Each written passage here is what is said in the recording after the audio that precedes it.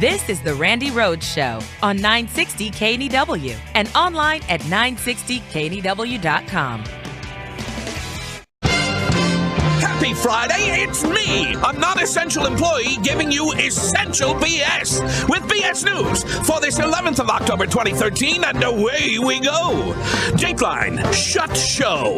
The United States government remains shut down all week, although you may not have noticed it, especially if you think that the function of government is to give a platform for Republican elected officials to say dumb things. That happened without interruption. Oklahoma Congressman Mark Wayne Mullen issued a call for the four branches of government to work together, evidently unaware that there are only three. Later, an embarrassed Mullen said that he had been thinking of Constitution's Article C, which actually names the four houses of Congress. Can I have a frying pan? Thank you very much. Meanwhile, Florida Congressman Ted Yoho said that a default by the U.S. government might be economically beneficial. Most experts do say that the resulting economic collapse would provide opportunities for marauding bands of looters.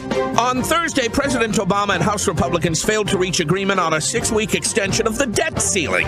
The offer was seen as an important first step, but everyone knows the hard part about dealing with John Boehner is getting him to take several steps in a straight line. Well, this isn't some damn game. On Friday, President Obama hosted the entire Republican caucus at the White House. There was an embarrassing moment when security found Louis Gohmert in the White House basement trying to shut down the fuse box. Finally, Dateline got skills. A new study shows that people in the United States have some of the lowest literacy skills in the developed world. The workers with the best literacy skills were from Japan and Finland. Jealous Americans said, fine, then go hire Japanese and whatever you call people from Finland. Finesse? Finian? Thought that was Irish. Whatever, I need a drink. Maybe 2, maybe 10. We're closing in on Throw Your Shot Glass at the TV with C-SPAN on at 0:00. It's BS News for Friday. Have a great weekend. If you really want to know, I mean, there was a report this week that we have some of the lowest skilled, people in the world. You know, we've got terrible math skills. We've got terrible problem-solving skills.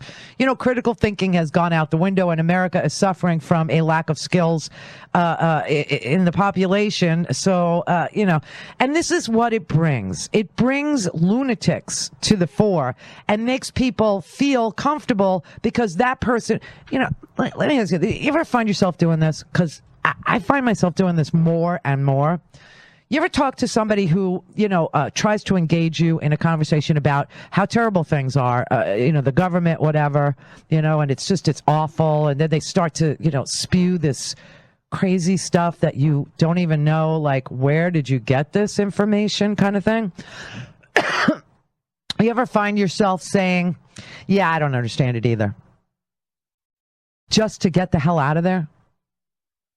I find myself doing that more and more and more now because you realize there's no chance for what we used to consider a fun debate or an intellectual exercise or, a difference of opinion could be fun. It could be interesting. It could, actually show you something you didn't know. And you could say, that's not a bad idea. Or what if we actually did it that way? What would what would it look like? How do you see it happening? And, it's kind of like when you were a kid and you would lay on the grass on your back, and you'd look up and you'd see, different shapes in the cloud. And you would see one that always looked like a penis. And, the person next to you would see one that looked like a bear, and you go, oh yeah, I could see that, even though you swore it was a penis.